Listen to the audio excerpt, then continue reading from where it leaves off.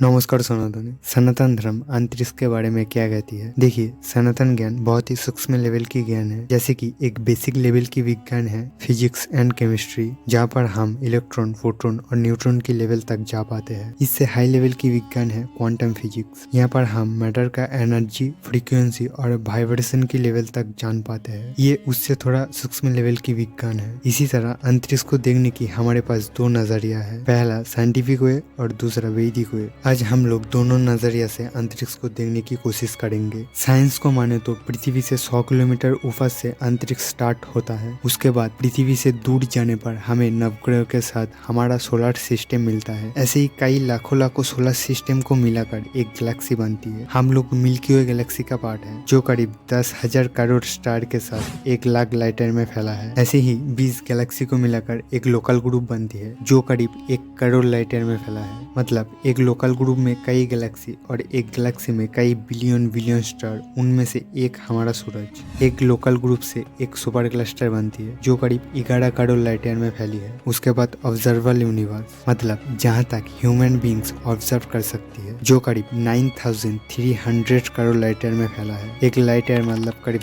10 lakh crore kilometre. इसके बाद non observable universe, मतलब वो यूनिवर्स जो एग्जिस्ट तो करता है पर वो ह्यूमन की पहुंच से बाहर है। स्पेस को जानने की हमारे पास मेनली दो तरीका है। पहला, सैटेलाइट के माध्यम से। हमारे सैटेलाइट भेजने की कैपेसिटी हमारे सोलर सिस्टम के अंदर ही सीमित है। एक दो सैटेलाइट ही सोलर सिस्टम से बाहर जा पाई है, जैसे कि वॉयेजर 1। और दूसरा है टेलीस्कोप के माध्यम से। नासा वाले करीब 100 टेलीस्कोप स्पेस में फिट करके रखा है स्पेस को ऑब्जर्व करने के लिए। टेलीस्कोप ऑब्जेक्ट से निकलने वाली लाइट को स्टडी करके ऑब्जेक्ट की शेप बताता है। अब जिन सब ऑब्जेक्ट का लाइट पृथ्वी पर नहीं आ रहा, उन सबको नॉन ऑब्जर्वेबल यूनिवर्स बोला जा रहा है। अब हमारे धर्म की नजरिया से देखने की कोशिश करेंगे। शास्त्र में यूनिवर्स को मेनली 3 भाग में बांटा गया है, जिसको लोक कहा जाता है। स्वर्गलोक, भूलोक, पाताल लोक। भूलोक के ऊपर और नीचे सभी ब्रह्मांड एक साथ वर्टिकली अलाइंड है। भूलोक के ऊपर 6 लोक और नीचे 7 लोक प्रेजेंट है, और प्रत्येक लोक पिछले लोक की तुलना में 10 गुना अधिक विशाल है। एक के बाद एक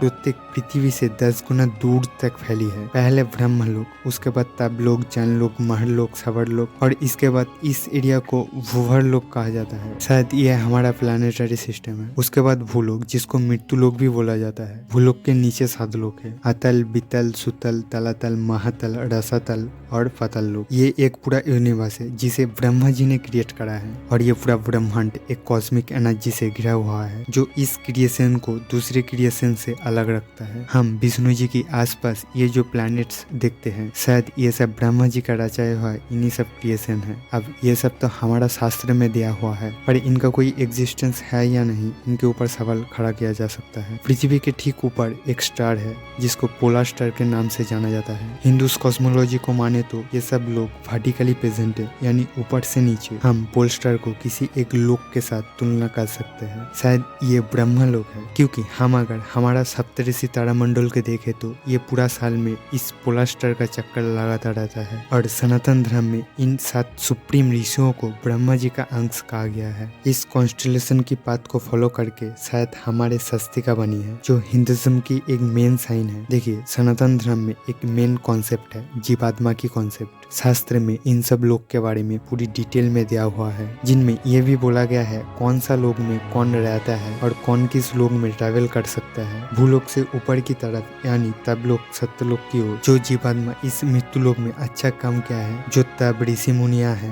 वो जा पाते हैं। ये मृत्युलोक में हम यानी जीवात्मा रहते हैं। साइंस को माने तो हम 3 डायमेंशंस में रहते हैं, और हम 3 डायमेंशंस की हायर लेवल की डायमेंशंस में नहीं जा सकते, पर हमारा जीवात्मा इन लोक में जा सकता है। शायद ये सब लोग और किसी डायमेंशंस में प्रेजेंट है। सनातन धर्म में और भी कई सारी लोग और भी कई सारी खतरनाक कॉन्सेप्ट है, जिसको जानने की कोशिश जारी रहेगी। धन्यवाद। जय हिंद।